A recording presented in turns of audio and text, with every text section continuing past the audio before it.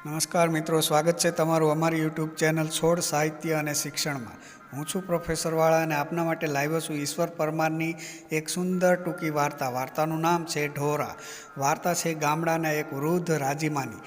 રાજીમા એકલા અને તેના ડેલીબંધ ઘરમાં નાના મોટા 9 ઢોર છે। રાજીમા આ ઢોર સાથે લડે ઝઘડે અને પછી ઢોરોને પંપાળે।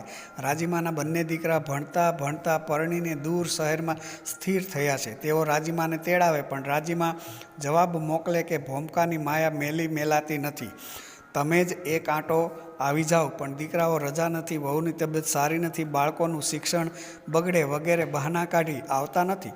પણ તું રાજીમાને કહે છે, ઢોરા વેચી નિરાતે રહો, ઘણું વેઠ્યું, હવે ભજન કરો।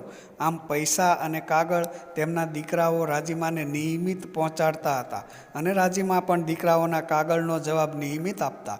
આવી જ રીતે દીકરાના કાગળનો જવાબ લખાવવા રાજીમા એક દુકાનદારની પાસે જાય છે।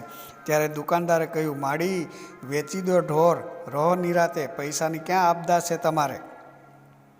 ત્યારે રાજીમાએ પોતાના ચહેરાની કરચલી પરથી અટકીને પડતા આંસુ રોકતા બોલ્યા, ગગા, ઢોરને વેચું છું તો પીટ્યા પારકા ખીલા તોડાવી છોડાવીને અધરાતે ડેલી બાર ભાંભરડા નાખે છે ને પંડના છોરા વણ વેચે વેચાઈ ગયા।